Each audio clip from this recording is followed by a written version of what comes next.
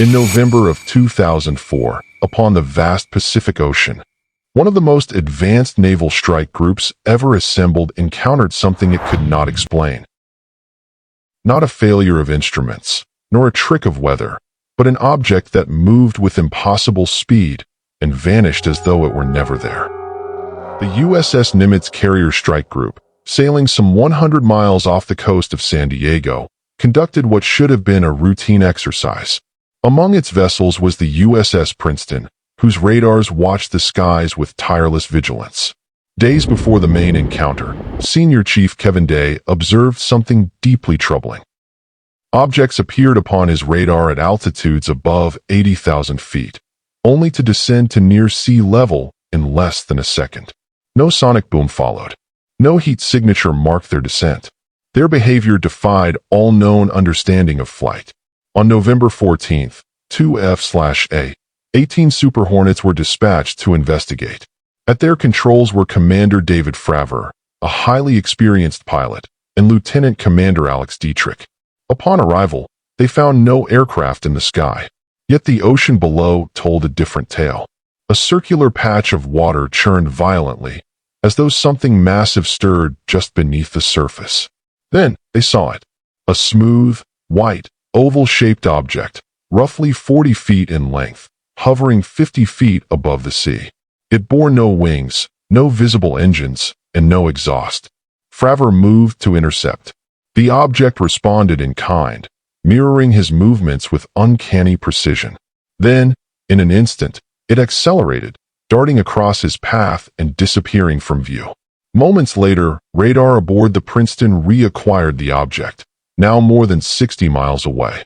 Dietrich would later describe it as highly erratic, capable of rapid acceleration and extreme maneuvering beyond anything known. A subsequent flight managed to capture the object on infrared targeting systems. The footage would later become known as the Tic Tac video, named by pilot Chad Underwood. Despite the credibility of the witnesses, the incident was largely dismissed at the time. The footage and reports remained buried for years. It was not until 2017 that the story resurfaced, when the New York Times revealed the existence of a classified Pentagon program known as the Advanced Aerospace Threat Identification Program, or ATIP, tasked with investigating unidentified aerial phenomena. In 2020, the Pentagon confirmed the authenticity of the videos. In 2023, David Fravor testified before Congress under oath, stating that the technology observed was far superior to anything known to exist. To this day, no official explanation has been provided. The object has not been identified as foreign technology, experimental craft, or natural phenomenon. The USS Nimitz encounter remains one of the most well-documented and credible cases of unidentified aerial phenomena in modern history, supported by multiple sensors, trained observers, and recorded evidence. And still, the question endures. What was it? No answer has yet been given. Now for the story next in line, still correlating to the previous.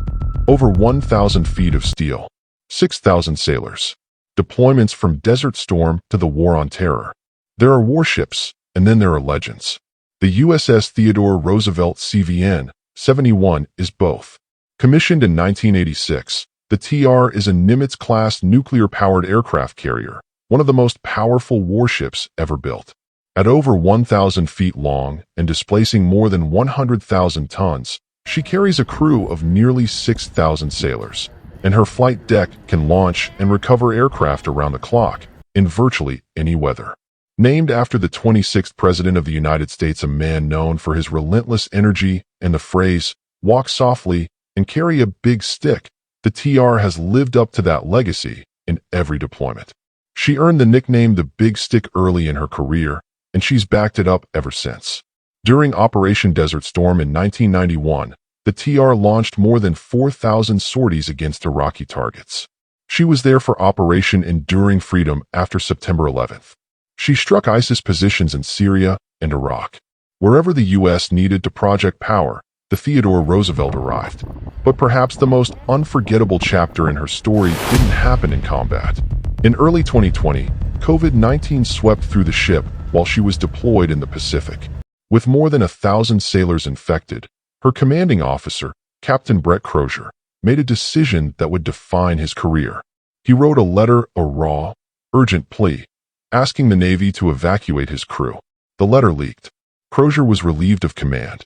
When he walked off that ship, his sailors lined the flight deck and cheered, chanting his name in one of the most striking displays of loyalty the modern Navy has ever seen.